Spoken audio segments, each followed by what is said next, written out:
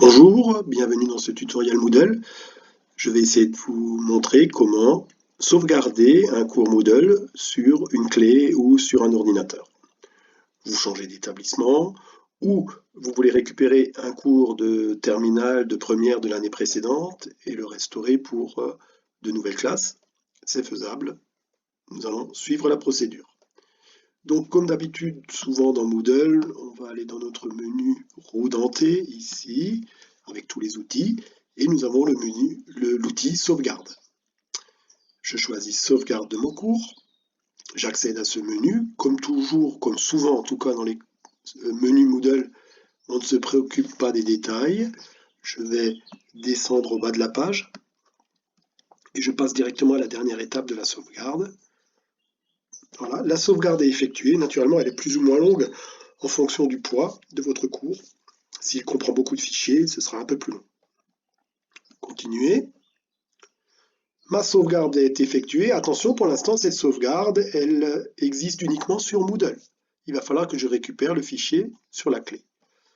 Je descends ici, dans la fameuse zone de sauvegarde privée.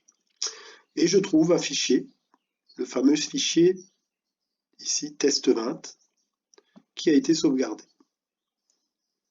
Je peux le télécharger sur ma clé ou sur mon ordinateur. Je choisis télécharger.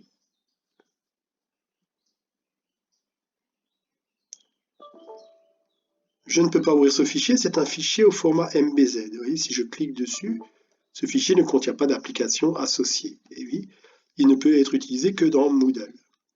Pour retrouver mon fichier sur mon ordinateur, un clic droit, affiché dans le dossier. Je me retrouve dans le dossier téléchargement et je trouve bien le cours que je viens de sauvegarder. Une fois sauvegardé, à la rentrée, vous souhaitez restaurer ce cours, le recréer.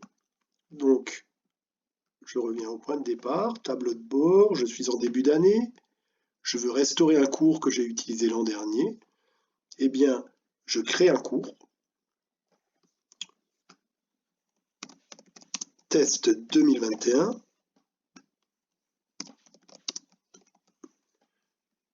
je descends au bas de la page, enregistrer un fichier, mon cours s'affiche, il est vide, je vais maintenant restaurer le cours de l'année précédente.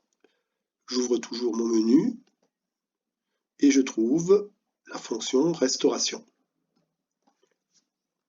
Restauration, je vais rechercher le fichier sur mon ordinateur, choisir un fichier, déposer un fichier, choisir un fichier, vous connaissez le chemin, on l'a déjà utilisé dans d'autres tutoriels, et je retrouve ici la sauvegarde en question.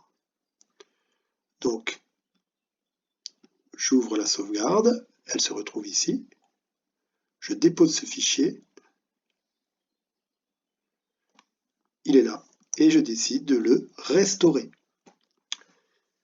Alors la restauration, menu compliqué, je ne regarde pas les détails, je continue. C'est la deuxième page qui est intéressante. Je peux restaurer comme un nouveau cours, pourquoi pas, mais comme j'ai créé un cours vide, je vais faire restaurer dans ce cours, dans le cours que je viens d'ouvrir. Continuer. Là de nouveau, de nombreux menus que je passe. Je descends au bas de la page, suivant. Je descends au bas de la page, suivant. Encore une fois, je passe toutes les options, elles ne sont pas nécessaires si je veux restaurer tout mon cours. Le cours se restaure, continuer, et mon cours vide se retrouve peuplé de tous les documents de mon cours de l'année précédente. Donc vous voyez qu'on peut restaurer, puis ensuite sauvegarder dans un premier temps, puis restaurer un cours.